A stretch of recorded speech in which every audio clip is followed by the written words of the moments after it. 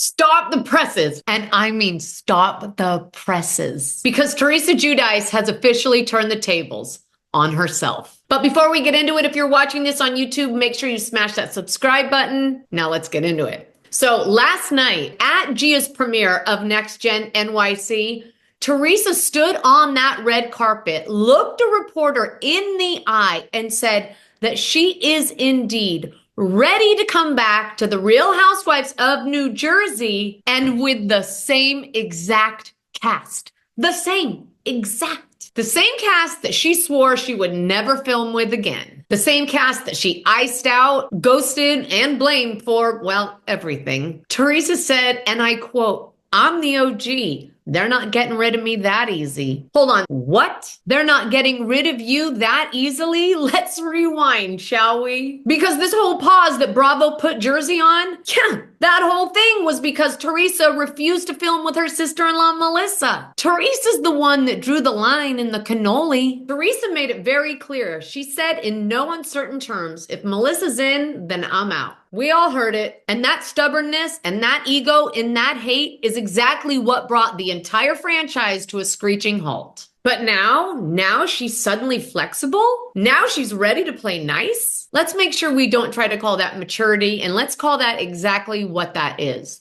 Motive. Because the real story that no one's saying out loud is that Teresa is broke. Like Louis doesn't have a job broke. Like they owe hundreds of thousands in taxes broke. Like she hasn't had a housewife's paycheck in forever broke. So yeah, filming with Melissa sure seems a lot more palatable now than the IRS and the mortgage company calling. Teresa wanting to return isn't about her being the OG. This is just about her not being able to afford to say no anymore. And what makes it worse or more hilarious is that now she's trying to act like this is her power move. Like she's doing Bravo a favor. But if Teresa had been willing to do this from the jump, then the show would have never been put on pause. Production wouldn't have been stalled. And Teresa wouldn't have tanked the one job that's kept her name and her paycheck circulating for well over a decade. So now Teresa really is turning the table, but not in triumph, in desperation. I've said this before, but it's worth saying again. When your hate is bigger than your humility, you lose a lot more than relationships. You lose opportunities, you lose perspective, and in Teresa's case, you lose your show. And now she's trying to spin her return as some boss move because she's the OG, but